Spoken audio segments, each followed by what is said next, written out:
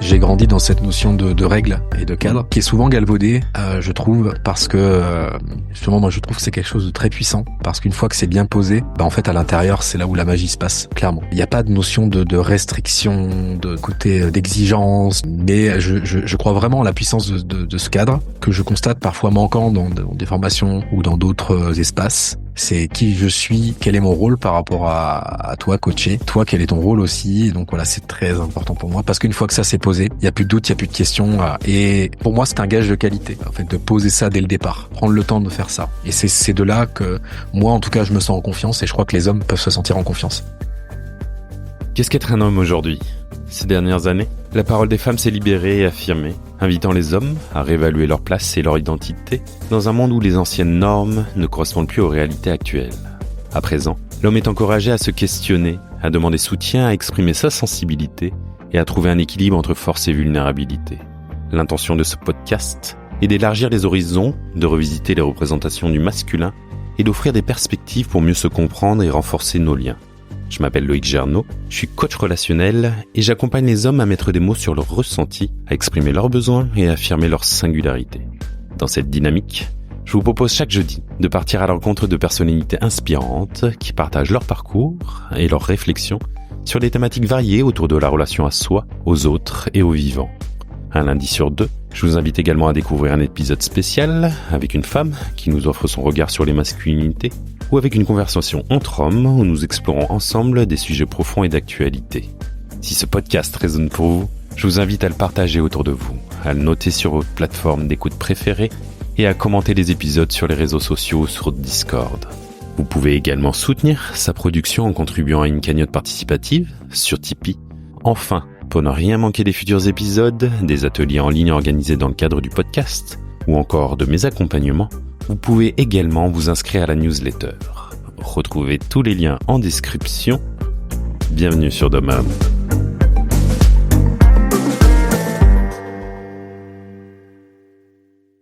Et si poser un cadre clair permettait justement de s'ouvrir davantage ? Et si nos limites pouvaient devenir un espace de liberté ? Beaucoup d'hommes avancent sans structure intérieure, entre surcharge mentale, attentes floues et difficulté à dire non. Et d'autres, au contraire, vivent dans une forme de contrôle permanent, au point de s'y perdre. Dans cet épisode, je reçois Morgane Cordelet, coach, facilitateur de cercles et de retraite pour hommes et ancien ingénieur. Aujourd'hui, le cadre est au cœur de son approche. Un cadre vivant, souple, mais solide, pour accompagner les hommes à reprendre leur place, à se relier à eux-mêmes et aux autres.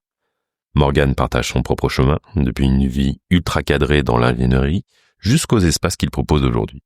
On parle de structure, de sécurité, de transformation, mais aussi de colère, de vulnérabilité et de paternité. Un épisode pour questionner nos fondations et peut-être redonner du sens à ce qui nous structure. Bonne écoute.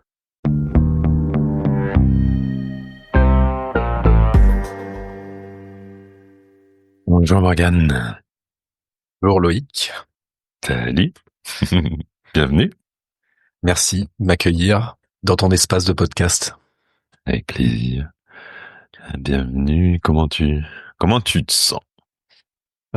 Aujourd'hui un peu fatigué, mais justement j'ai voulu conserver cet enregistrement avec toi car je sais, de par nos précédents échanges, que ça peut mettre en énergie, remonter le moral, remonter l'énergie physique, voilà, remonter tous les curseurs. Un soin. Ouais, par exemple. Ouais. Mais rigole pas. Rigole pas. Oui, on rigole pas. C'était marrant. J'ai une collègue qui a aussi un podcast et elle le traduit comme ça en fait. Vraiment, même j'ai plusieurs collègues en fait à y réfléchir maintenant qui me disent en fait quand elle propose un podcast, une interview, vu qu'il y a une certaine profondeur ou pas dans les échanges, il y a une notion de soi. Mais merci en tout cas. Écoute, plutôt moi en bonne énergie, donc je vais soutenir tout ça et puis si j'arrive à trouver ton énergie, c'est cool à travers cette interview. Et qui es-tu, Morgane? Comment tu te présentes? Je suis un homme de 39 ans. La quarantaine approche dans un an. Je suis habitant d'Annecy. Je suis un futur papa d'un petit garçon qui arrive dans 3 mois. Je suis un homme en couple heureux. Je suis un homme qui a beaucoup bougé, originaire de Normandie. J'ai vécu à Paris. J'ai vécu 14 ans à Toulouse, une grosse partie de ma vie, où j'ai connu le mariage et le divorce. Mm. Et je suis du coup de profession coach professionnel, praticien en PNL et facilitateur de cercle d'hommes. Voilà. Merci pour cette présentation. Et qu'est-ce qui t'a amené au coaching, à accompagner les gens? Alors pour faire une petite rétrospective, je suis ingénieur de formation. Je travaillais 10 ans dans l'ingénierie aéronautique, d'où Toulouse. Et puis, au fil du temps, de mes expériences, j'ai pu rencontrer des managers inspirants, dont un dernier qui s'appelle Olivier, pour le citer et l'honorer, plein de gratitude, avec qui j'ai une belle expérience d'équipe et avec qui j'ai pu échanger sur comment développer les personnes au sein de l'équipe, essayer de mieux communiquer. Et puis il a commencé à me parler de PNL aussi. Voilà. Et puis en parallèle de ça, je commence à regarder des vidéos à l'époque. Donc là, on est en 2000. C'était pendant la période 2018-2019. Voilà. Je commence à en discuter avec des amis aussi à l'époque sur le développement personnel. Et ça me plaît en fait de voir qu'en essayant des choses, en posant les bonnes questions, en fait, on arrive à penser différemment, à agir différemment. Et le Covid arrive. Et un plan social arrive également dans la grande entreprise toulousaine dans laquelle je travaillais. Et je me rappellerai toujours de ce moment, je crois, dans toute ma vie. Réunion d'équipe et le manager nous annonce que on recherche des volontaires pour quitter l'entreprise. Et en fait, à ce moment-là, c'est du ressenti. Je ressens quelque chose de très très fort, comme un appel. Et à ce moment-là, je me dis, qu'est-ce que c'est que ce truc-là? Je crois qu'il faut que je saisisse l'opportunité du plan, sans savoir. T'avais vraiment pas prévu, quoi. Ah mais absolument pas. Je me plaisais où j'étais, pas d'histoire de burn-out, de problèmes, de management. Non, au contraire, j'avais des belles missions techniques. J'ai voyagé dans le monde entier. J'avais des super collègues. Donc rien qui ne présageait un départ. Au contraire, des évolutions dans la boîte. Et donc là, c'est un message aussi parfois d'écouter, même quand ça va bien, d'écouter des fois, d'oser. Aller essayer autre chose. Et en fait, pour moi, ça, c'est la vie de manière générale. On essaye, on regarde, et puis on adapte s'il y a besoin. Et donc, c'est comme ça que j'ai décidé de partir sans savoir ce que j'allais faire à la base. J'avais aucune idée de ce que j'allais faire. Le mot coaching ne me plaisait pas, ne me parlait pas. Ça me plaisait pas. Et puis, force est de constater en regardant à quoi ça correspondait vraiment, quelles étaient les valeurs et la pratique, bien que c'était ce que je voulais faire. Et donc, je me suis formé en tant que coach professionnel avec une très très bonne formation pour ça, avec beaucoup de pratique. Et donc je me suis certifié, je suis venu à la PNL par la suite pour renforcer les choses. Et voilà, j'ai découvert un art de vivre, un art de voir la vie avec la PNL aussi. Donc voilà comment ça s'est fait de l'ingénierie à l'accompagnement de l'humain, pour te répondre.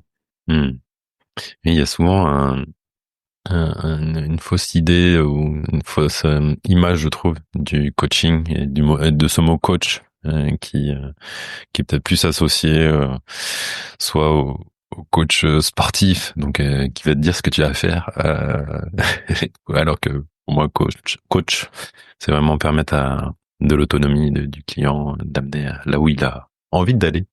D'ailleurs, je crois que ça vient ce que mon formateur m'avait dit, que coach vient du mot cocher, donc du français en fait à la base, et le cocher, c'est celui qui t'emmène là où t'as envie d'aller, quoi. Et merci pour ce partage. Et du coup, comment le glissement il s'est fait sur l'accompagnement des hommes et des cercles et des retraites aussi, puisque tu proposes des retraites. Ouais. C'était pas dans l'immédiat, ça a pris un petit peu de temps. Je remonte le temps. Donc là, on est en 2020 quand je me mets à mon compte en tant que coach. Et puis là, le temps passe et en fin 2022, je découvre les cercles de parole de Chris Aude, qui a eu le plaisir de passer dans ton espace, je crois, de Chris. Et donc, je découvre ce qu'il propose et voilà, je tente l'expérience. Et puis, j'aime ça. J'aime pouvoir partager en toute confidentialité avec d'autres hommes. Et puis, je suis fasciné par les autres partages aussi. Et avril 2023, alors que je suis marié à l'époque et en voyage au Guatemala avec ma compagne de l'époque, Je prends connaissance de la retraite en septembre 2023 de Chris, et donc je décide de m'y inscrire à ce moment-là. Mm. Et je vis cette retraite en phase de divorce du coup. Donc je m'inscris, ça va plutôt bien, je suis en voyage avec ma compagne de l'époque, et puis finalement, entre-temps, demande de divorce, et en septembre, je suis en pleine phase de transition personnelle très compliquée. Donc cette retraite arrive à point nommé, et ce que je vis dans cette retraite est assez dingue. Première chose, c'est que je constate la puissance des partages, et je vois des hommes, je me serais jamais imaginé qu'ils allaient partager des trucs aussi profonds, parfois aussi durs, aussi tabous. Et waouh, ça m'émeut même. Je trouve ça, parce que pour moi, le fait de partager dans la confidentialité, c'est que et la confiance, c'est un cadeau. Donc je me dis, s'il s'autorise à faire ça, c'est qu'il me fait assez confiance pour ça. Donc je suis touché par ça. Et puis moi, ça me fait travailler personnellement. À l'époque, j'en suis à 3 ans d'activité, et je me questionne sur l'image que je véhicule sur les réseaux versus qui je suis vraiment dans la vie en tant qu'homme, mes excès, mes erreurs, euh, et je me questionne beaucoup sur ça, sur ce que je veux bien montrer au monde, et en fait sur qui je suis vraiment. C'est un vrai sujet pour moi, et j'ai l'occasion d'en parler avec Chris du coup pendant cette immersion, et avec Chloé d'ailleurs, Chloé Bloom, qui était présente, sa compagne, voilà, nos échanges m'ont beaucoup aidé à cheminer là-dessus. Et donc je suis reparti de cette immersion, pour résumer, avec l'idée et le principe qu'un homme, ça peut être à la fois un chevalier blanc et un gros con, et que c'est complètement ok.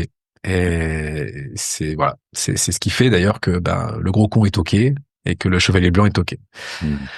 Donc voilà comment ça s'est fait, puis incité par Chris derrière de proposer mes espaces, et puis avec le goût du collectif, ayant animé des séminaires en entreprise, je me suis dit de faire pareil avec des hommes, et c'est ainsi que voilà, se sont lancés les premiers cercles de parole en visio, puis ensuite la retraite est arrivée. Qu'est-ce qui t'a donné envie de passer sur le terrain et des retraites? Alors au début, pourquoi je suis pas passé au début, surtout c'est toujours ce petit syndrome de mais attends, faut que je me prépare, faut que je teste avant des trucs, je suis pas trop prêt. Et puis à force de faire des cercles de parole en visio, plusieurs m'ont dit non mais c'est bon, vas-y, feu quoi, lance-toi, t'as ce qu'il te faut, tu peux le faire. Donc c'est ça, c'était un peu poussé par les autres, et par le fait de m'être autorisé à faire déjà de la vidéo, et après passer au présentiel. Et du coup, tu mets quoi comme ingrédient dans ces retraites? Je voulais juste faire une parenthèse sur le démarrage, et peut-être que ça parlera à des hommes qui veulent se lancer aussi là-dedans, et je veux témoigner sur ça. C'est que cette première retraite, je l'avais prévue au mois de juin 2024, 0 inscrit, avec 2-3 mois quand même de communication. Classique. Voilà, le classique. Pour autant, je trouve que c'est bien de le rappeler, et c'est important de le partager.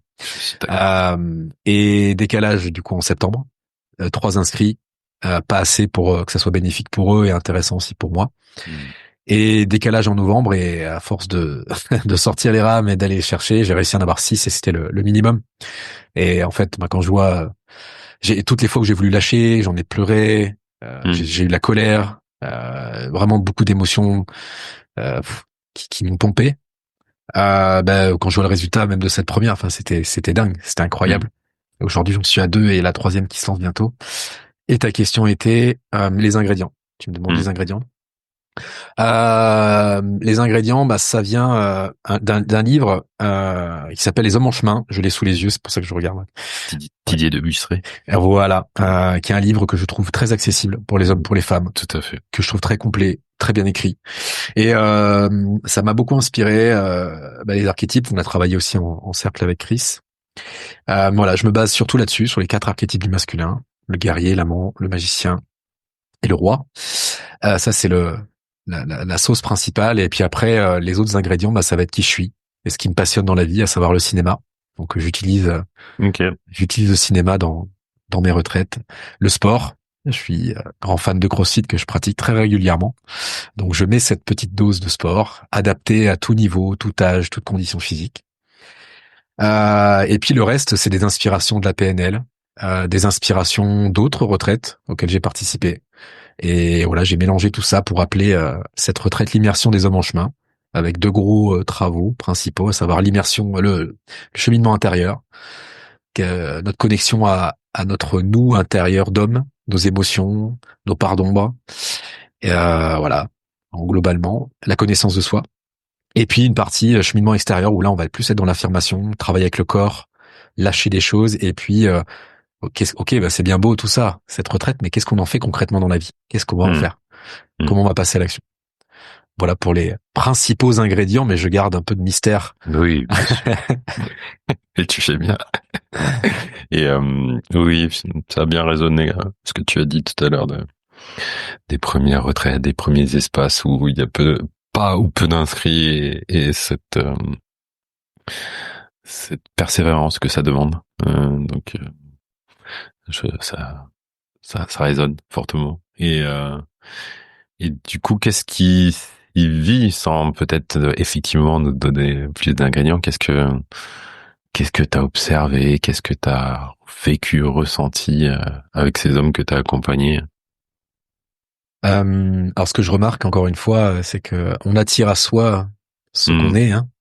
Et ça se vérifie vraiment dans mes retraites. Ma compagne a le plaisir de co-animer quelques ateliers aussi lors de ses retraites, avec l'accord des hommes évidemment. Hmm. Et elle est formatrice et elle a pointé du doigt le truc et m'a dit mais c'est dingue, les gens qui viennent à ta retraite, c'est jamais des gens qui viennent à mes formations. J'ai pas de gens comme ça. Voilà, c'est assez amusant de voir ça. Mon gros sujet de vie pour moi, sur lequel je chemine depuis très longtemps et sur lequel j'ai avancé, mais il y a encore du chemin à faire, c'est l'idée de s'autoriser à prendre sa place. Et en fait, justement, les hommes qui viennent, c'est des hommes qui parfois ne savent pas pourquoi ils viennent. Il y en a beaucoup. Euh, Disent j'ai vu des vidéos, j'ai vu des photos, j'ai vu des témoignages et ça a l'air bien ton truc. Ça me Hmm. parle. Alors il y a un appel, hein, tu vois, mais je sais pas, je saurais pas dire ce que je viens chercher. Donc ça, c'est beaucoup d'hommes qui viennent. Un peu comme toi quand t'es sorti de ta vie d'ingénieur, quoi. Absolument. Hmm. Ben ouais, merci. J'avais pas forcément fait le lien avec ça, mais ouais, comme si je sais que je dois être là. Mais Hmm. alors, j'ai pas d'attente. Je sais pas du tout ce qui va se passer. Voilà. Donc là, il y a beaucoup d'hommes comme ça. Et finalement, c'est des hommes qui peut-être manquent de confiance ou qui aiment du moins aimeraient le développer, qui aimeraient oser transcender certaines peurs, sortir de la peur constante, du doute. Donc ça, je vois ça. Sur la dernière, c'était beaucoup ça. Et du coup, malgré les appréhensions du départ, un peu le questionnement de qu'est-ce qui va se passer, qui vont être ces autres hommes, Hmm. euh, je suis fier en fait de ce que j'ai pu mettre en place pour justement amener petit à petit les hommes à s'immerger complètement et à lâcher et justement à se transformer. Donc ce que je constate et ce qui a été témoigné, c'est de la transformation et de se dire il y a peut-être des trucs où je me serais dit mais non mais je suis pas capable de faire ça, je suis pas capable de partager ce truc-là, je suis pas capable de vivre cette expérience-là physiquement. Hmm. Moi je leur dis c'est une proposition, t'as le droit tu es libre de refuser. Juste moi je t'invite à te demander pourquoi tu refuses et à garder la réponse pour toi bien évidemment. Et en fait à la fin du week-end ils me disent mais c'est dingue en fait ce que j'ai vécu en un week-end. Ces trucs je me serais jamais autorisé dans ma vie de tous les jours quoi. Et ça me fait beaucoup avancer, et ouais, ça donne de l'élan, ça donne de l'énergie, une impulsion. Voilà. Hmm. Ils gardent un lien, ces hommes, ensuite? Absolument. Absolument. Au préalable, j'ai réuni dans un groupe WhatsApp, on se fait une petite vidéo avant l'immersion. Alors ça plaît bien, ça pour voir les têtes, voir qui est-ce qui vient, faire connaissance, mais très rapidement. Et par la suite, oui, bien sûr, il y a un groupe WhatsApp et puis je propose une visio d'intégration quelques temps après. En général, c'est un mois et demi, 2 mois après. Et puis on garde le lien. Et mon idée, hein, c'est évidemment dans la continuité de tout ça, c'est de développer cette communauté et puis pourquoi pas de créer un événement dédié aux anciens participants Hmm. euh, pour vivre une nouvelle expérience. Ouais. Hmm. Joli rêve. Et tu partageais que bon, les hommes arrivent sans savoir trop à quoi s'attendre, ni sans savoir pourquoi. Qu'est-ce que tu observes quand même chez ces hommes-là, que ce soit en termes de problématiques, en termes de questionnement, qu'est-ce qui...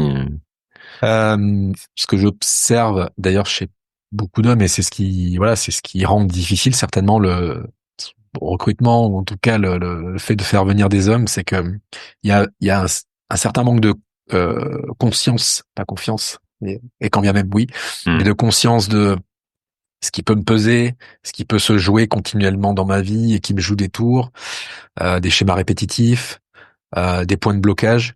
Je me suis dit, bon, on n'a pas forcément conscience de ça. Et là, en fait, ce qui se passe, c'est petit à petit, ah putain, dans les partages d'autres hommes, dans les ateliers que je propose, il y a des prises de conscience qui viennent. Ah oui, c'est vrai que j'avoue, dans ma vie, dans mes relations, peut-être que je suis pas assez présent ou peut-être que je suis trop présent aussi, je prends trop de place ou dans mes projets, j'ose pas en fait, je suis dans la peur et en fait, j'ose pas aller chercher ce qui me paraît juste pour moi.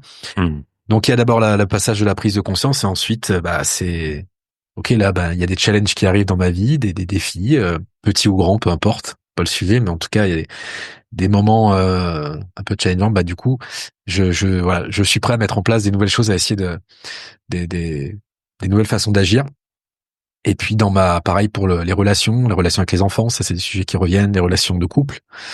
Ça éveille sur la communication notamment, c'est un gros sujet que j'aborde pendant l'immersion.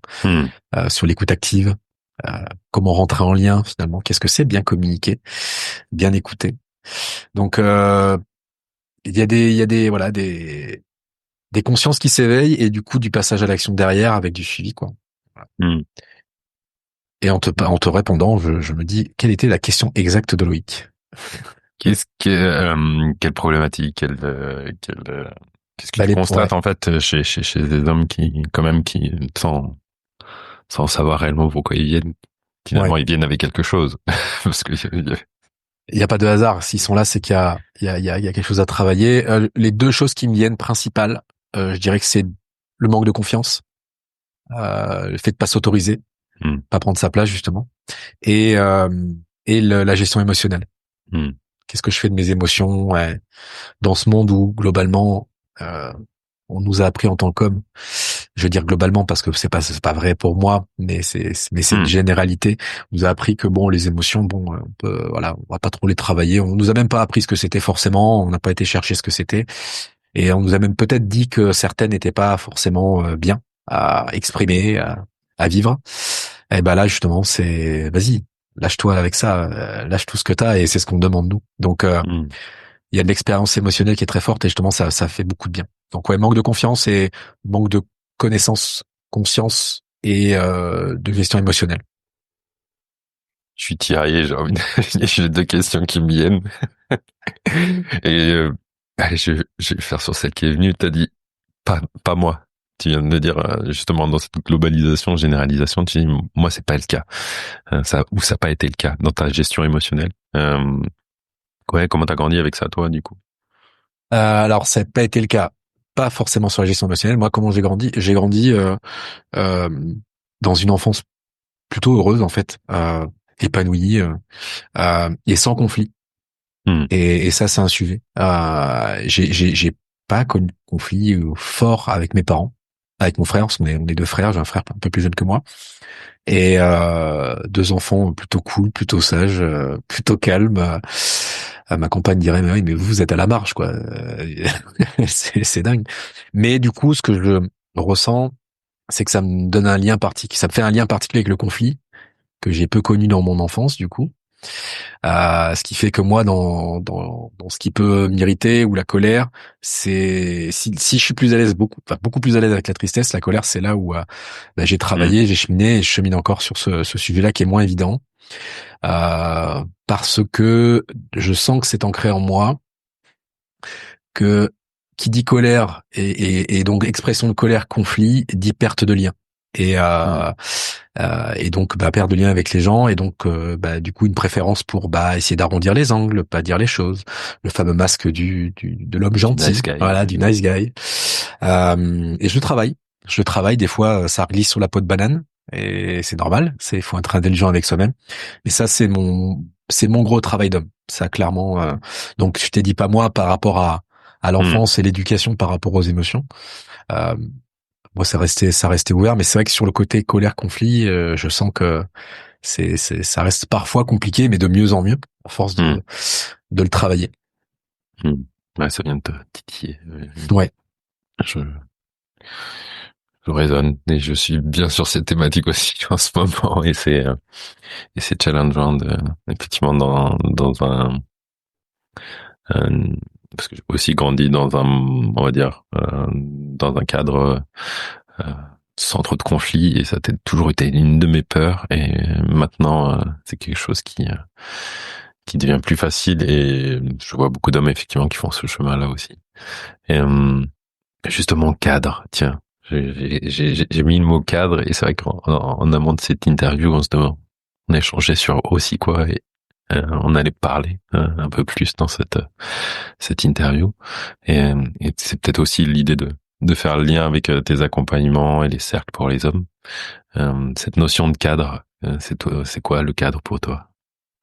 Alors c'est quelque chose de très important pour moi. Je me refais pas, hein, je suis ingénieur et je crois que j'ai grandi dans cette notion de règles et de cadre, qui est souvent galvaudée, je trouve, parce que justement moi je trouve que c'est quelque chose de très puissant, parce qu'une fois que c'est bien posé, en fait à l'intérieur c'est là où la magie se passe, clairement.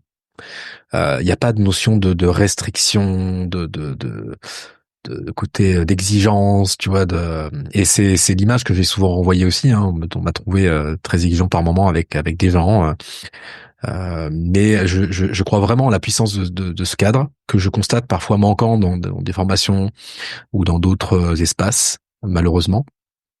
Moi, c'est vraiment le sujet du démarrage de cette retraite, justement, pour en parler. C'est le cadre. Tous les coachings, pareil, c'est le cadre.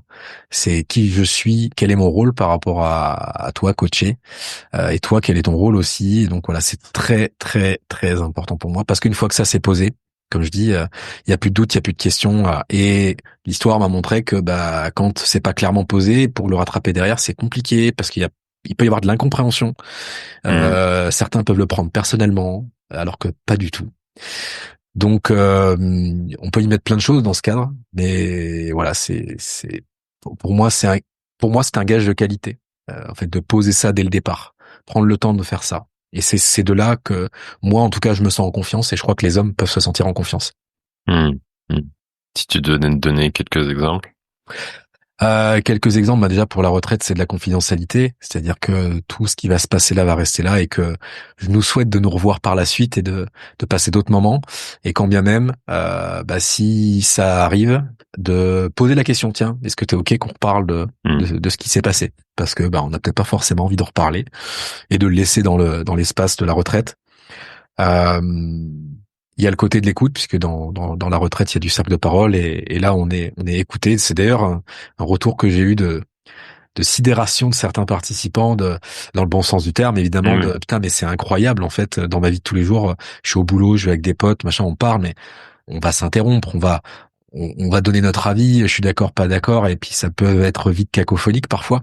Et là, en fait, il dit, je suis troublé. Je me rappelle d'un participant qui me dit, je suis troublé, en fait, parce que je vois que vous m'écoutez vraiment. Et je peux parler, vous allez pas m'arrêter. Donc, c'est ça, on est vraiment dans l'écoute. C'est-à-dire il y a, alors, j'allais dire, il y a pas de jugement. J'allais glisser sur une peau de banane. Il y a du jugement.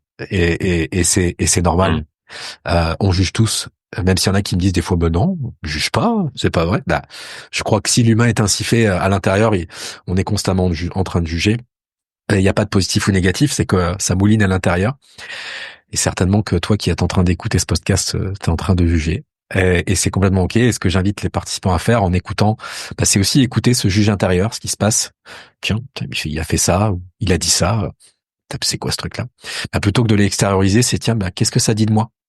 Est-ce que finalement, j'ai pas un peu d'inspiration à prendre, ou bien faire différemment en écoutant cet homme-là?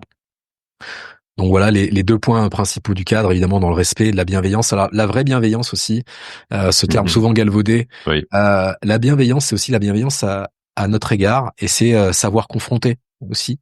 Ça, c'est de la bienveillance. Oui, tu parlais de colère. Ouais, c'est ça.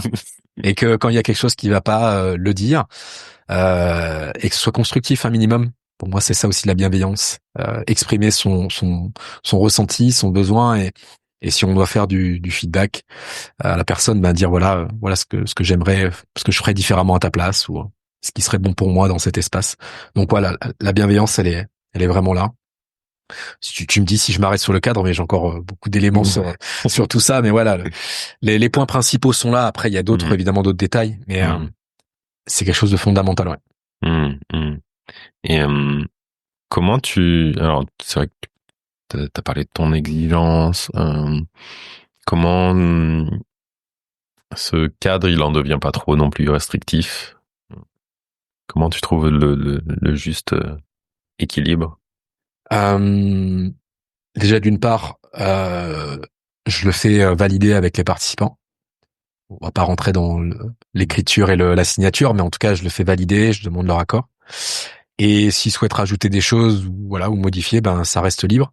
Que je ne suis pas un sachant et que en fait tout ce que je propose, que ce soit le cadre ou les ateliers ou les prises de parole, ben ça peut être discuté. Il n'y a pas de problème tant que c'est constructif évidemment. Et il y a quand même, enfin j'ai la sensation que voilà, il y a quand même de la souplesse dans ce cadre. Et puis c'est pas comment dirais-je, même si je demande à chaque participant de respecter aussi le temps de parole des autres, et donc notamment pour ceux qui sont plutôt extravertis d'aller à l'essentiel. C'est surtout ça, ces sujets-là qui viennent des fois titiller les hommes. Ouais, c'est ce que j'allais dire. Qu'est-ce que ça vient titiller du coup? Parce que le fait il vient titiller parfois. J'essaie de faire prendre conscience en fait que dans ces retraites, dans ces espaces, il y a des hommes qui sont plutôt introvertis, qui vont pas oser, et d'autres qui sont très à l'aise à prendre la parole en public et qui ont besoin de donner des détails.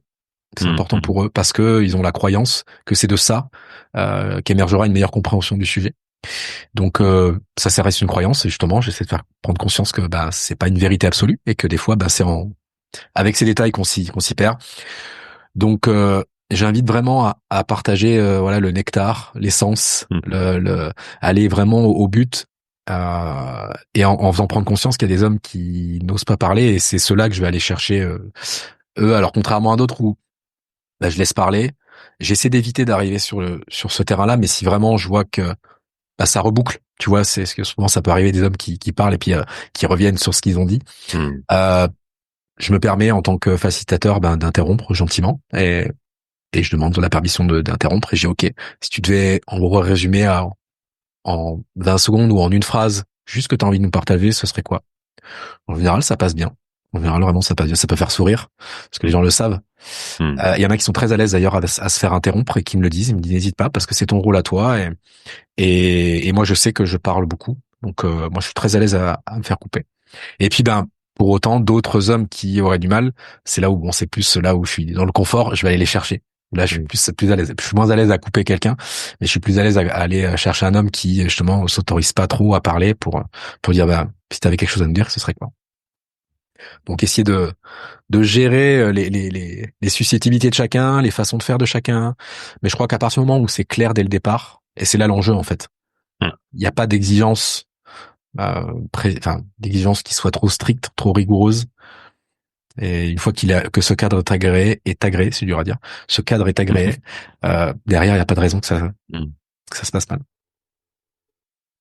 Comment cette notion de cadre, du coup, tu la transposes dans notre vie de tous les jours? Et peut-être, du coup, à travers les hommes que tu as pu accompagner, qu'est-ce que tu constates, tu vois, entre une façon peut-être de se comporter et dans la vie de tous les jours, est-ce que ça vient peut-être éclairer ces participations à ces cercles, à ces retraites?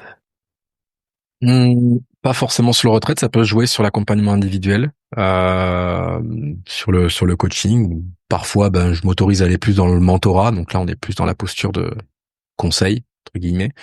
Ce que je constate, c'est le sujet de la procrastination, c'est le sujet du dire oui à tout.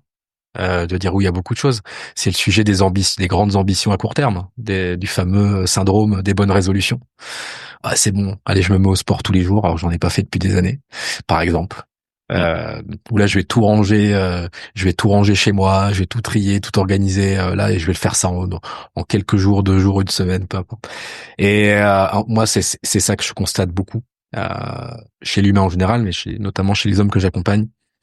Et en fait, ça, c'est le meilleur moyen, justement, de se prendre les pieds dans le tapis et puis de pas aller au bout des choses, de se dire merde, j'y arrive pas, je suis nul, tu vois, tous ces discours de merde qu'on peut avoir à notre égard, qui d'ailleurs, voilà, sont bien plus forts parfois que ce que les autres peuvent dire de nous-mêmes.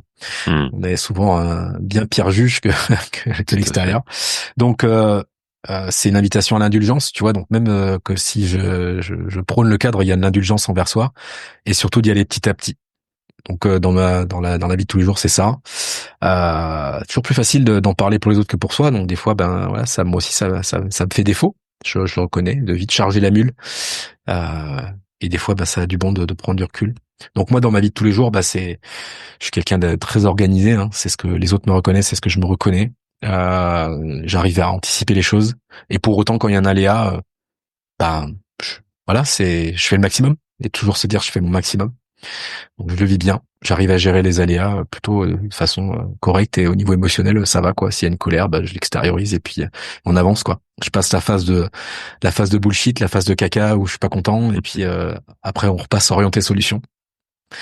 Et pour revenir aux hommes qui justement peuvent procrastiner ou bah, se mettre la barre haute parce qu'en fait là, il y a le syndrome aussi de la perfection. Bah, j'y vais pas, je le fais pas parce que c'est pas encore nickel comme j'aimerais que ce soit. Bah, je les invite un peu à se lâcher la grappe et que finalement là t'es plutôt en train de te tirer une balle dans le pied que que de vouloir faire le truc nickel aux petits oignons quoi.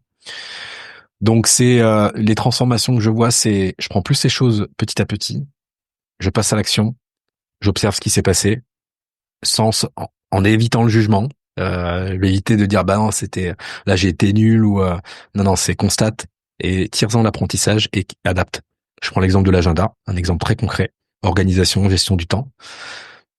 Ce serait quoi ta meilleure organisation? Ce serait ça, ok. Teste-la. Teste-la la semaine prochaine. Teste. On sait pas, on verra en fait. C'est l'expérience qui va te faire dire que c'est la bonne façon de faire ou pas. Et puis arrivé à la fin de semaine, bah, y en a qui vont dire ah ça a pas marché. Bah, c'est quoi qui a pas marché exactement? On va chercher du concret, on va chercher du détail, de la précision. Et justement, t'as appris des choses justement, t'as appris que ça marchait pas entièrement. Maintenant, s'il y a peut-être des choses que tu peux dupliquer sur la semaine d'après et d'autres choses à adapter. Typiquement les rendez-vous collés les uns aux autres, sans marge, ou certains rendez-vous on pensait que ça passerait, bah non avec cette personne ou dans ce contexte-là, je sais que ça glisse un peu, bah j'apprends et donc bah du coup dans les prochains je me prévois de la marge. Donc tu vois je passe à l'action, j'essaye une solution en fait, je sais pas exactement si ça va marcher, j'en sais rien, je sais pas et c'est ok et je prends pas un gros risque, au moins j'essaye. Et puis j'adapte et puis je fonctionne différemment et puis au bout d'une semaine pareil j'adapte etc. Les petits pas. Ce manque de structure, parce que j'entends quelque chose un peu comme ça, ou de discipline. Ouais, comment tu le vois ça? Comment j'ai l'impression en fait qu'on a eu une société pendant des années très cadrée, justement même pas peut-être trop cadrée, peut-être trop autoritaire, et qu'on a du coup rejeté un peu tout ça, à ne plus cadrer, à ne plus justement peut-être ouvrir un peu trop, à ne plus à vraiment rejeter la discipline, alors que j'entends, en tout cas à travers ce que tu partages, et puis bon, je partage aussi mon expérience, qu'elle est nécessaire finalement pour cette sécurité, cette autorisation, cette créativité, quoi. Moi, quoi, on a connu l'excès de discipline, de cadrage, et certains, je vais pas faire d'une généralité, mais je sais que certains hommes ont grandi dans l'idée du sois parfait. Et voilà, faut faire bien les choses et les notes, les fameuses notes à l'école. Hein, ah oui, mais t'as eu 16. Oui, mais qu'est-ce qui t'a ouais, c'est dommage. T'aurais pu avoir 18 du coup. Si t'as eu 16, ça peut passer loin. Tu vois tous ces trucs-là qui font que je pense qu'on grandit dans cette idée que il faut toujours aller faire plus, plaire plus pour que ça soit nickel. Et je crois que bah c'est comme beaucoup de choses. C'est une qualité, mais dans l'excès, ça devient un défaut. Et puis, et c'est comme tu dis, quand on connaît l'excès de quelque chose, en général, on va aller pour essayer de remettre d'équilibre, on va d'abord connaître l'autre excès. Donc, je pense qu'on doit être dans une phase transitoire, peut-être par rapport à ça. C'est pas un sujet auquel j'ai vraiment réfléchi, pour tout te dire. Je suis plutôt dans l'improvisation quand je te réponds ça. Dans une phase transitoire entre peut-être un excès de rigueur, de rigidité, et de cadre, qui tend aujourd'hui peut-être un excès de je me laisse vivre en fait. Et je crois qu'on le constate d'ailleurs avec les générations qui arrivent, notamment sur leur rapport au travail, où fut un temps où c'était la carrière un peu longue et puis on valorisait un salaire, un statut. Aujourd'hui, c'est plus quels sont les impacts écologiques, les valeurs de la boîte. Voilà, on est plus dans des choses profondes que le cadre qui est peut-être plus quelque chose d'extérieur. Alors, spirituellement parlant en tout cas, mais là on est plus dans l'intériorité, dans ok, est-ce que ça me parle, est-ce que ça fait sens, voilà, remettre en question les choses. Mais toutefois, tout ça dans l'excès aussi, tout comme un excès de cadre, eh ben ça peut devenir un défaut et ça peut devenir un frein aussi sur certains projets. Donc arriver à remettre de l'harmonie dans tout ça, et je crois que c'est notre mission in fine. Ouais. Ouais, j'entends, et peut-être, je connais pas totalement les nouvelles générations, mais j'entends une sorte de désir de liberté aussi. J'ai l'impression qu'on a eu, et peut-être, et sûrement encore, un désir de quasiment plus avoir de contraintes. Mais finalement, la contrainte, c'est aussi la liberté pour moi. Elle est aussi une sorte de cadre en elle. J'aurais presque envie de dire, du coup, est-ce que t'as cette notion de cadre intérieur? Est-ce que c'est quelque chose que t'as essayé aussi de voir en toi, à quel point, peut-être, une sorte de discipline, une sorte justement, peut-être aussi tiens, comment je pose mes limites, ou voilà. Il y a plusieurs choses qui me viennent Mm. pour te répondre. La gestion du temps, hein, tu vois, ça c'est clairement quelque chose de facile pour moi, et il y a des choses sur lesquelles je transige pas. Je vais dire peu parce que justement le pas ça devient un truc vraiment trop strict.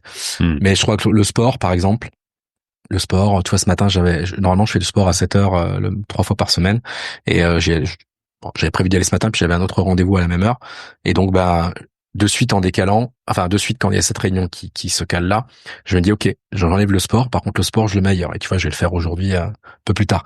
Donc il y a ce côté de réorganisation, cadre intérieur, c'est des choses sur lesquelles je veux pas transiger parce que je sais, même s'il y a de la contrainte quand même, je sais que ça me fait du bien, je sais que ça me rend plus créatif, voilà. Et donc on en vient au lien entre le cadre et la créativité. Je crois que quand on est trop dans la créativité, dans les idées, ça manque peut-être de passage à l'action, de concret. Et quand on est trop dans le cadre, on manque d'ouverture et justement de créativité.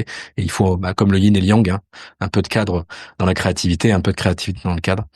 Donc il y a ça qui me vient, et il y a un grand questionnement, hein, que j'ai là en tant que futur papa, c'est j'ai vu beaucoup d'amis avec des enfants, et donc Ouais. j'ai beaucoup de choses qui me viennent, et des fois ce discours, parfois le discours de jeune con, de dire bah non, moi je ferai pas comme ça et ça se passera pas comme ça pour moi, je le reconnais. Je sais très bien que c'est une histoire que je me raconte, mais c'est du coup une question que je me pose, entre les idées que je me fais par rapport au cadre et à ce que j'ai envie de faire vivre à mon fils, et la réalité en fait, ce que ça va être. Et là il va y avoir une grosse partie de créativité et d'improvisation, et comme dirait Sébastien, que tu aimes Carlier. aussi, Carlier, ouais, avec qui j'ai échangé, et qui en connaît un long rayon sur le fait Sur les enfants. ouais, sur les enfants. Il y en a 5. Voilà, un long rayon. En fait, c'est ce qu'il dit: avant d'être papa, j'avais des principes, et maintenant j'ai des enfants. Ça résume bien les choses. Donc je crois que l'invitation là, le message, c'est: si tu sens que t'es trop à la cool et que t'es en mode je me laisse vivre et je suis dans l'inspiration, dans l'instant, vois comment tu peux petit à petit, encore une fois, mettre un peu de cadre et voir ce que ça donne. Teste-le. Et si tu vas plutôt être comme moi dans parfois l'excès de cadre, parce que ça arrive, voilà, dans l'excès de rigidité, c'est aller. Et, comment je peux faire pour me lâcher un peu la grappe? Est-ce que ça c'est vraiment important? Il y a plein de techniques, hein. Il y a la respiration, il y a les bonnes questions. Est-ce que ce sujet-là, on en reparlera encore dans 5 ans? Est-ce que voilà, il y a plein de choses qui existent. Mais c'est ouais, mon cadre intérieur, pour revenir à la question, il est là, il est sur la gestion du temps et sur le fait d'anticiper, en même temps de lâcher, et de dire. Et puis même, je sens que j'ai besoin de ça. C'est un truc qui a évolué d'ailleurs en moi. Si fut un temps quand je voyageais, je prévoyais tout. On se foutait de ma gueule d'ailleurs. Ouais. On m'appelait tableau Excel. Je prévoyais tout pour me dire je veux rien louper. Tu vois, c'était le truc, je veux rien louper. Et là, plus ça va, plus je me dis non. En fait, j'ai plus envie de ça. Je sens que, alors c'est bien. Je sais que c'est bien d'avoir un minimum de cadre aussi. Mais là, j'ai plus envie de dire non. Justement, j'ai tellement de cadres dans ma vie que s'il y a un moment où j'ai envie de lâcher, c'est quand je pars en voyage, quand je vais découvrir d'autres choses, quoi. Et puis si après coup je me dis ah merde, c'est vrai qu'il y avait ce truc là au moment où on était là-bas, je l'ai pas vu, c'est pas grave. J'ai pas de regrets. Puis t'as peut-être vu autre chose, du coup. Absolument. Mais ça, et ça c'est un gros sujet. Alors ça, pareil, sur les hommes, sur le perfectionnisme, c'est un gros sujet. Ah ouais, mais ça aurait pu être mieux. Ah oui, mais j'ai pas fait ça du coup. Et il y a un gros travail de perception d'ailleurs sur ok, Là, tu perçois ce que t'as pas fait, ce qui t'a manqué, ce qui aurait pu être mieux. Mais qu'est-ce qui a été bien? Et ça aussi, ça a un mérite d'être perçu, d'être mis en valeur, et ça permet de sortir des regrets en fait. Et ça, c'est un gros travail chez les hommes aussi. À quel point, toi, ta vie d'ingénieur cadre, elle a eu ses influences? Et t'as été ce perfectionniste, oui, tu l'es peut-être toujours, tu vois, qui... Moins maintenant. Je sais qu'il y a des trucs que je me refais pas et c'est plus fort que moi. Si je vois des fautes d'orthographe dans un post ou des trucs, c'est le discours intérieur, c'est compliqué de le gérer. Quand je vois ça, voilà, pour moi c'est comme ça. Je me raconte l'histoire que quand il y a pas de faute, c'est un gage de qualité. Quand il y a des fautes, c'est un gage de ouais bon. Et c'est dur parce que je suis très dur avec moi-même là-dessus du coup. Et donc en tant qu'ingénieur, j'ai travaillé au service après-vente chez Airbus pour les nommer quand même, service après-vente technique. Donc là, je devais répondre à des clients qui avaient des pannes sur avion. Alors je rassure tout le monde, les avions, c'est comme les voitures, il y a des pannes et pour autant, ça peut arriver de rouler avec un voyant allumé et en même temps, tu risques pas de te crasher au prochain virage. Et ben les avions, c'est pareil. Donc voilà. Et donc il y a plein de pannes qui sont absolument pas graves sur un avion. Mais donc voilà, mon quotidien c'était, je savais jamais voilà ce qui allait me tomber dessus et donc c'était la créativité du coup, ce côté-là. Mais en même temps, quand il y avait des réponses à faire aux clients, là il y avait des normes, des standards, une certaine rigueur, une exigence à avoir.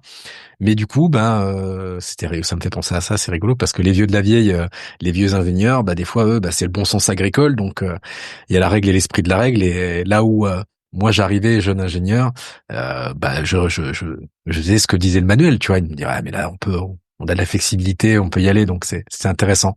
Donc ça s'est fait, tu vois, cette expérience-là, elle m'a aidé aussi à lâcher un peu, à m'autoriser sans avoir peur de mais est-ce que je fais de la merde avec un client?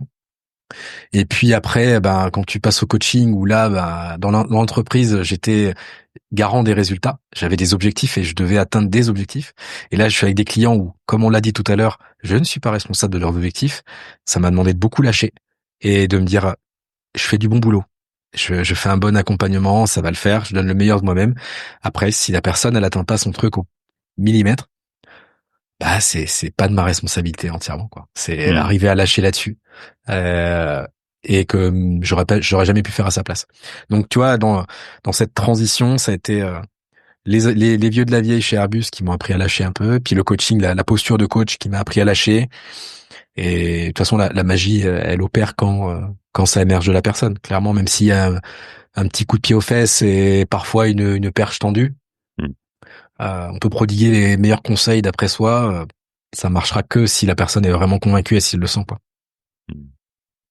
Oui. Et si elle s'engage aussi. Absolument. On peut penser à l'engagement.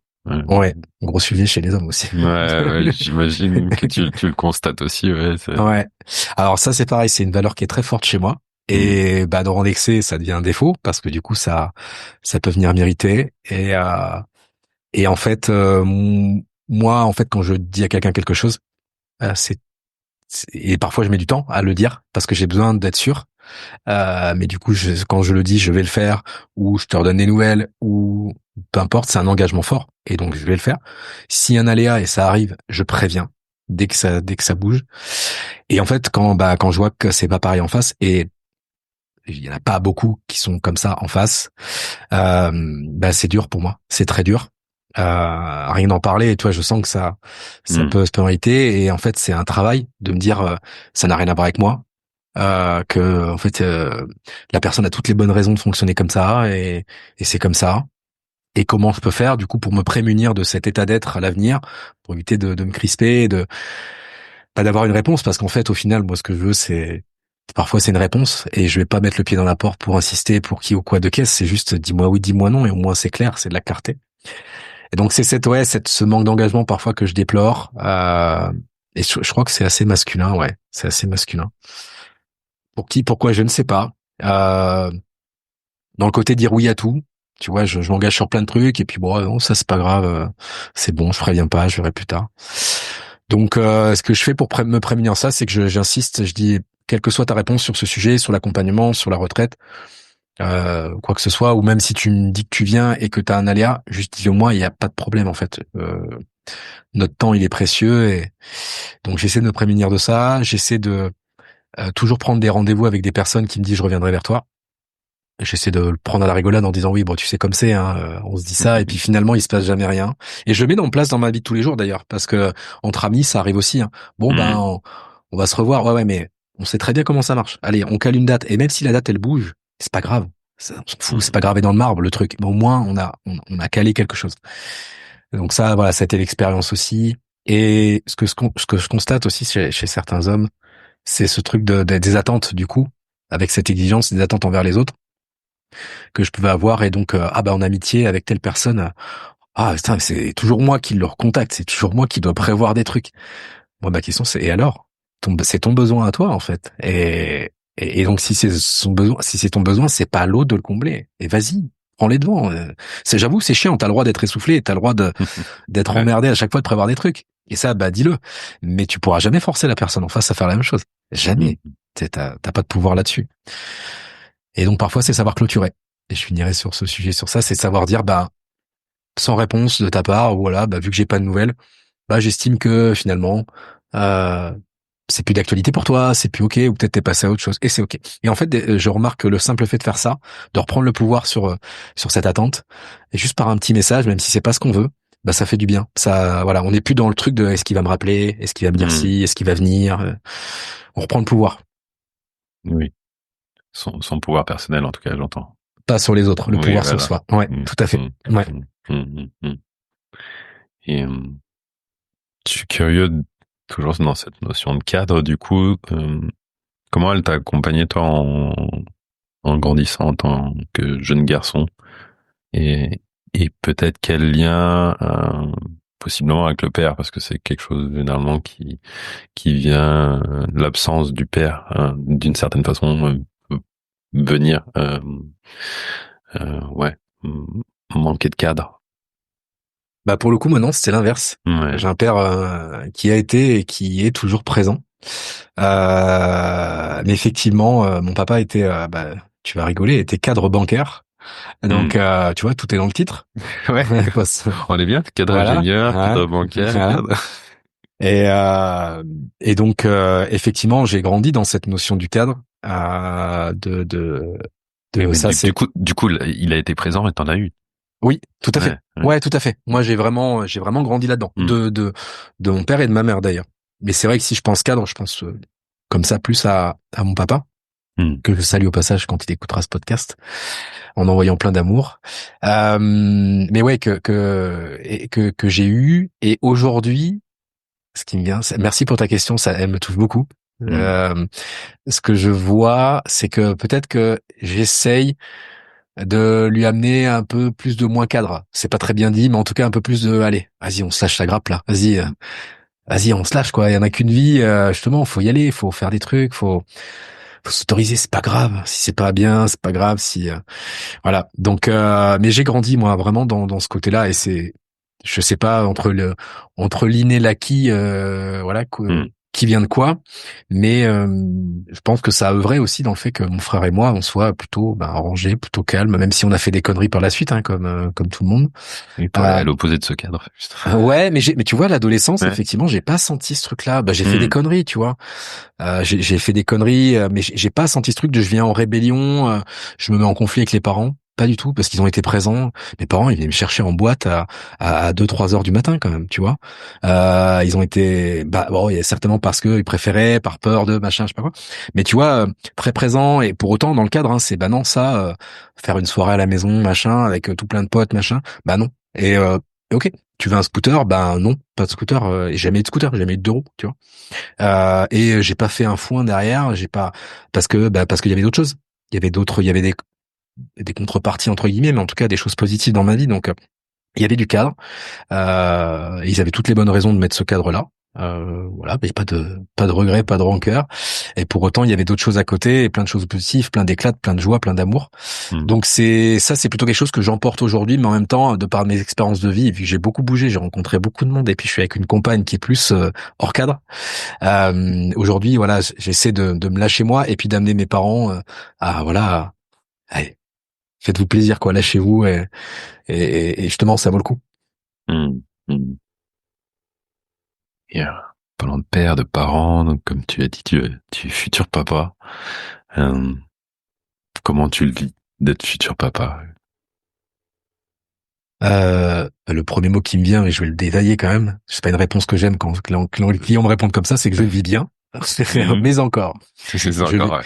je le vis bien. En fait, franchement, il y a plein de choses que je ne sais absolument pas faire aujourd'hui, comme voilà, ma compagne va allaiter, mais si jamais donner un biberon ou changer une couche ou gérer les cris, les colères, le machin du bébé, j'en sais rien. Mais en fait là-dessus, c'est même pas un sujet pour moi parce que je me fais confiance et je sais que comme plein de gens, ça va le faire. Là où je suis un peu plus en questionnement, justement, ça va te faire sourire aussi, j'imagine, c'est sur le côté organisation, le Hmm. côté là en plus on habitait un petit appartement et donc on va vivre un temps chez ma belle-mère dans une grande maison. C'est ce qui fait qu'on aura du support et du soutien et de la place. Mais c'est ok. Où est-ce qu'on va mettre les choses? Tu vois Hmm. la table à langer. Moi je dis il faut qu'elle soit à côté. Je suis vraiment dans l'organisation, l'anticipation et je dis mon but à moi, c'est que le truc se fasse le plus fluide possible. Tu vois qu'on cherche pas les trucs partout, les affaires. Et donc mon enjeu il est là. Mais voilà, et je me dis c'est dingue quand même. Le sommeil, je suis pas inquiet, tu vois. Là, je te dis, je suis fatigué aujourd'hui, j'ai une petite nuit, je me suis levé tôt ce matin. Mais un bébé qui va me réveiller, je sais pas, peut-être que ce sera un problème pour moi et que je vais galérer. Mais là, ça m'inquiète pas du tout. Enfin, et pour autant, il y a plein de parents qui me disent, tu vas voir, tu vas en chier avec ta fatigue. Mais ça, c'est même pas un sujet. Moi, mon sujet, c'est, ok, il va avoir besoin de ça, on va avoir besoin de ça, tac, on va bouger Structure, ouais. la poussette, attends, qu'est-ce qu'on va prendre comme poussette, tu vois, je veux que ça soit le plus pratique possible, qu'elle se replie bien, qu'on puisse la ranger à tel endroit, tu vois, et je me dis, mais en fait, j'ai ce truc de, je veux que ce soit pratique, fluide, qu'on se fasse pas chier la vie. C'est quelque chose de nouveau, donc je veux que ça soit le plus fluide possible et que il y ait pas de la perte de temps. J'ai un truc avec ça. Hein, je sais. Hein, des fois, je suis là-dessus. Des fois, je peux être rigide. Je suis non, mais refaire deux fois les mêmes choses ou tu vois, pour moi, ça me rend fou. Ça me Ouais, rend fou. j'espère que cette interview s'enregistre bien alors. Ouais. Ah ça. Alors non, là, je sais que ce serait complètement différent une autre fois. Mais ouais, c'est plus l'enjeu de l'organisation qui me challenge. Et autant le bazar et la désorganisation chez les autres, mais ne me dérange absolument pas. Je peux arriver chez quelqu'un qui va me dire ouais, je suis désolé, c'est en bazar. Alors là, mais c'est chez toi, il y a aucun problème. Par contre, chez moi, ouais, quand c'est mes affaires. J'ai du mal à ce qu'on vienne perturber mon mon organisation et mon tri, mon rangement. Donc c'est ça le questionnement que j'ai. Euh, et puis sur la transmission, le questionnement Ouais. il est là aussi bien évidemment sur la transmission. Et je remercie encore Sébastien, on en a parlé tout à l'heure, on a beaucoup échangé sur ce sujet. Et voilà, il a allumé quelques lanternes dans ma tête sur tout ça et ça m'a beaucoup aidé à cheminer. C'est mettre du focus sur la relation. Hein. Vraiment, je rends à César ce qui appartient à César. C'est vraiment Sébastien qui m'a partagé ça, du focus sur la relation, et que même si des fois il y a des pics d'humeur, des colères et des trucs où on est agacé, c'est de toujours garder en tête que ce qui est important c'est la relation et que son émotion, enfin mon émotion, elle a de la valeur et donc c'est important de l'honorer et pour autant pas forcément la rejeter sur la personne en face. Et ça vaut pour les enfants et pour les adultes de toute façon. Hmm. Et ça, je repense à un autre ami qui m'avait dit en parlant de son fils, moi mon but c'est que mon fils ait le choix, tout simplement. Je veux pas qu'il fasse forcément ingénieur ou médecin ou machin. Moi je m'en fous. Juste qu'il ait le choix d'aller vers ce qui lui semble juste, ce qui le rendra heureux. Et donc moi mon rôle en tant que papa, c'est de tracer cette route, de lui faciliter la route pour qu'il puisse avoir un maximum de choix quand il devra décider. Et ça je trouve ça beau et ça sonne juste pour moi. Hmm. Donc voilà dans le côté de transmission. Et encore une fois, pour finir sur cette question, pour parler de Sébastien, il disait, en fait, on voit souvent des parents qui réagissent en réaction, soit je veux reproduire ce que j'ai vécu en tant qu'enfant, soit, non, j'ai vécu ça en tant qu'enfant, moi, je veux surtout pas faire ça. Pas le reproduire. Voilà, et pas le reproduire. Et en fait, du coup, c'est une espèce de tension, en fait, et Hmm. tout comme en deux roues ou en voiture, quand on veut éviter un obstacle, l'idée, c'est de viser la route à aller, et ne plus parler de l'obstacle. Et là, c'est Hmm. pareil, je crois que c'est de se donner le choix de faire ce qui est juste selon soi, se donner le choix de faire des erreurs et c'est ok. Et nos parents en ont fait, nos grands-parents en ont fait, dans toutes les générations, il y a eu des erreurs, si on peut appeler ça des erreurs, mais en tout cas, des petites chutes, et puis, finalement, on s'en sort tous bien. Donc ce dernier point, c'est de l'invitation à moi, en fait, en tant que personne. Ok, j'ai grandi dans telle éducation, maintenant, qu'est-ce qui est important pour moi à léguer et à offrir à mon enfant, quoi. Hmm. Hmm. Merci pour ce partage et j'en parle souvent sur ce podcast. Je veux aussi rendre à César en tout cas, ce qui était dit par César, c'est-à-dire David, le sage, parce que euh, pour faire le lien entre cadre et puis aussi, là, du coup, transmission, enfant. J'aimais vraiment bien, je garde souvent cet exemple de cadre. C'est quoi le cadre? Ce qui permet où il prenait cet exemple en fait où ils avaient mis des bébés dans une étendue de sable sans limite et en fait les bébés restaient entre eux vraiment très proches au milieu là sans trop bouger et après ils rajoutaient un bac tout autour plus ou moins espacé et là boum les enfants allaient à droite à gauche dans ce cadre dans cet espace délimité euh, à, à la à la explorer quoi, c'est s'explorer etc. Et je trouve cet exemple qui est parlant de en fait à quoi sert le cadre en fait. Il permet une sécurité, une créativité, une exploration et justement on peut pas tomber dans la rigidité. Ce cadre je le vois qui peut peut-être des fois se resserrer de temps en temps parce qu'il y a justement il y a peut-être un besoin ou au contraire s'élargir pour donner toujours plus d'exploration et j'aime bien cette image donc j'avais envie de la transmettre et de faire le lien et et arrive tout doux vers la fin. Ouais, comment on ce serait quoi? J'aime bien souvent demander des recettes. Ouais, ce serait quoi la recette pour mettre du cadre dans sa vie et justement de cette harmonie entre ne pas faire en sorte que ça amène de la sécurité sans que ça amène de la rigidité quoi. Euh, je dirais déjà la première chose, c'est de tester, d'essayer quelque chose qui nous parle, euh, que ce soit une organisation du temps, que ce soit une façon de communiquer, de dire les choses, parce que le cadre, voilà, on en a parlé, c'est aussi s'affirmer. Je dirais le premier pas à faire, il est là, sans se mettre un objectif de malade. C'est tiens, et si je faisais ce truc-là différent, de façon différente, pour mettre un peu plus de cadre. Et je crois que la clé elle est là, elle est vraiment dans.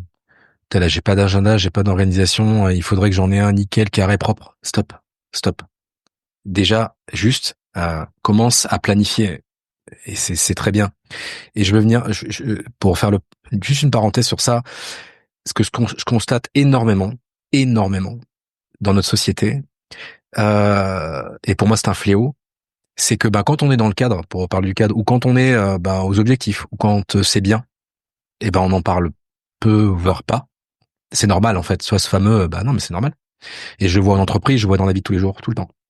Par contre, quand on sort du cadre et que on fait une faute ou que c'est pas aux objectifs, ça putain, ça on va nous le dire et on va se le dire même à soi-même. Hein. D'ailleurs, j'aime les autres, mais d'abord soi. Et ça, je crois qu'il y a vraiment besoin de switcher ça. Et donc, dans ce côté de perfectionnisme, c'est des fois les trucs simples. Tu termines ta journée, tu dis c'est quoi les trois kiffs d'aujourd'hui, et ça va de l'odeur du café ce matin quand je me suis levé à j'ai décroché un contrat à plusieurs milliers d'euros quoi. Tu vois, c'est et reconnecter à ça, qu'est-ce qui fait plaisir, qu'est-ce qui était positif, parce que là le bon, le bien est devenu normal, et ça c'est une grave erreur, c'est vraiment une grave erreur. Voilà, je voulais faire la parenthèse sur ça parce que je le constate vraiment énormément. Donc c'est déjà reconnecte-toi voilà, remets du focus sur ce qui est bon pour toi, et ça aussi c'est un cadre, c'est une discipline, je trouve, et c'est assez facile à prendre en main, même si ça peut paraître difficile pour certains des fois d'aller en chercher trois.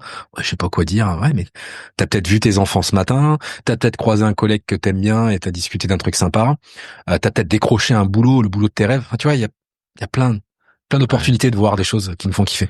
Un petit moment de grâce, Ouais, un beau paysage. absolument. Et certains peuvent penser que c'est un peu désuet ou ridicule, mais franchement, l'essayer, c'est l'adopter, vraiment. Donc c'est ça aussi la discipline, je dirais, là on n'est pas dans la rigidité, c'est juste à se reconnecter, ce qui nous fait du bien. Et pour finir de répondre à ta question, quand on sent, et ça, bah c'est mon cas, hein, que parfois on glisse vers l'excès de rigidité de cadre, bah c'est un mode auto-coaching. Hein, c'est ok, c'est quoi le risque? C'est quoi le risque? Quelles pourront être les conséquences? Ah, excuse-moi, j'ai l'écran qui a bugué. Je disais, se demander, en fait, se poser la question de c'est quoi le risque finalement de serrer la vis comme ça, de pas y aller, d'attendre encore, et puis bah le bon moment, si c'était maintenant, comment ça se passerait? Euh, qu'est-ce que j'ai à perdre? Tu vois, moi, j'irais poser les bonnes questions. Parce que quand on est dans un cadre, pour moi, on est plus dans un mode hyper restrictif. Et là, c'est ouvrir le champ des possibles. Et donc, des bonnes questions découlent les bonnes réponses. Souvent, on veut trouver des réponses. Alors, va te chercher déjà des bonnes questions. Et moi, ça m'a servi beaucoup dans ma vie, d'ailleurs. Mais, qu'est-ce que je risque? Qu'est-ce que j'ai à perdre à rester comme ça? Qu'est-ce que j'ai à gagner? Qu'est-ce que je peux lâcher? Un tout petit peu. Sans dire, allez, one life, YOLO, YOLO, et je fais tout péter. Non, c'est pas bon non plus. C'est pas bon non plus. Comment je peux faire petit à petit pour me lâcher un peu, plus m'autoriser des choses pour moi, plus me faire kiffer et plus me connaître, parce que des fois, il y a des gens qui sont tellement dans le cadre et tellement dans la rigidité, quand tu leur dis, fais-toi plaisir ou prends soin de toi, bah oui, mais c'est qui moi? Je sais pas en fait. Et ça, c'est un autre problème. Mais voilà, l'invitation, c'est d'y aller pas à pas. Ouais, ce qui demande parfois de l'espace, du temps ou de l'accompagnement si on n'a pas, pour avoir un cadre justement qui permet une prise de recul. Merci. Et est-ce que tu aurais une réflexion à partager, une anecdote, un apprentissage, quelque chose que tu aurais envie de partager pour terminer? Ça, c'est une vaste question. Ton dernier déclic, waouh. Ça me concerne pas moi. Je sais pas. J'ai cet homme-là en tête et j'ai envie de partager et de lui rendre hommage, honneur. Honneur, parce qu'hommage ça fait un peu mort alors qu'il est vivant. Cet homme-là, c'est Olivier, pour lui rendre honneur. Olivier, qui est un participant à ma précédente immersion. Olivier, 62 ans. 62 ans. Et de génération, moi, de mes parents. Et peu d'hommes, hein, déjà. Alors les hommes, c'est compliqué. Alors les hommes passer la soixantaine pour revenir à des retraites immersion, pour eux, c'est, ils comprennent pas en fait. Et ça, je l'entends. Hein. Mais lui, voilà, il me connaît pas, et puis il débarque avec beaucoup d'appréhension, de peur, et il a terminé la retraite après avoir tout fait. Il a participé à tout à son niveau incroyable, en disant t'es la preuve. Bon, moi j'ai envie de lui dire, il est la preuve lui. Il dit t'es la preuve qu'en fait même passé 60 ans, on peut encore se remettre en question et changer de chemin de vie en fait. Et les choses elles peuvent bouger. Et voilà, c'est un témoignage qui m'avait énormément touché parce que ça me ramène à mes parents, à la génération de nos parents, passer la soixantaine. Et que moi j'avais l'image souvent des retraites avec des hommes de plus 30, enfin même 20, 30, 40. Là, voilà, j'avais cet homme-là. Alors, il y avait d'autres témoignages qui étaient forts, mais voilà, ça m'a fait penser à ça. Je voulais partager ça. Donc, toi qui nous écoutes, peu importe ton âge, peu importe ta condition, peu importe tes origines, peu importe ta culture, peu importe ce que tu as dans la tête, dans ton cœur, peu importe ton corps, si tu sens que tu vois passer quelque chose qui t'appelle, quoi que ce soit, hein, d'ailleurs, une retraite, un coaching ou autre, une thérapie, peu importe, et que ça t'appelle, ou même une personne que tu as envie de contacter, une personne qui t'a envie de parler. Juste, vas-y, en fait, tu regretteras bien plus de pas avoir fait que d'avoir tenté ta chance, d'avoir vécu l'expérience. Voilà. Sur ces mots, sur cette réflexion, ce beau partage, merci Morgane. Les gens peuvent te trouver sur Insta, LinkedIn, j'imagine, site internet. Alors LinkedIn, vous verrez que je parle aux hommes et aux femmes parce que c'est une autre partie de mon travail où là j'accompagne des dirigeants sur Annecy. Tout ce qui est lié au masculin, ça va être Facebook, Instagram, TikTok aussi. Je partage aussi dessus. Et j'ai un site internet où là Donc morgancordelet.com, où là vous verrez toutes les infos sur mon accompagnement individuel. Il y a un / quelque chose derrière que j'ai pas en tête pour la partie retraite. Et voilà, vous pouvez me trouver là-dessus. Et la prochaine retraite, justement? À l'heure où on se parle, la prochaine retraite est prévue du 26 au 28 septembre à côté d'Annecy. Nous sommes le 9 avril à l'heure où on enregistre. Il y a 3 participants inscrits déjà, donc je suis très fier. Donc pareil, témoignage d'évolution. C'est pas mal. Ouais, 3 avant, 6 mois avant. 6 mois avant, c'est pas mal. Ouais. Et donc il y a 10 places et voilà. Et en ce moment, c'est un tarif early bird. Voilà, et c'est à côté d'Annecy. Merci Morgane. De toute façon, je mettrai tous les liens en description. Et puis écoute, merci pour ce partage, cette heure passée avec toi et ce cadre et de nous avoir partagé de qui tu es, de ce que tu fais. Voilà, merci beaucoup. Avec grand plaisir Loïc, et merci à toi. La promesse est tenue, mes attentes sont remplies. Mon intention a été entendue. T'es rempli en énergie. Je me sens. Non mais c'est vrai en plus. Ouais. Je me sens plus en énergie qu'au début, et ça va peut-être s'entendre dans ma façon de répondre aux questions. Carrément. Je me le suis dit, tu vois, je me suis observé. Donc merci pour cette opportunité d'échange avec toi, c'était top. Merci à toi. Et puis écoute, au plaisir. Très bientôt dans un autre espace. Yes. Merci Morgane. Belle journée. Merci à toi. Salut. Ciao.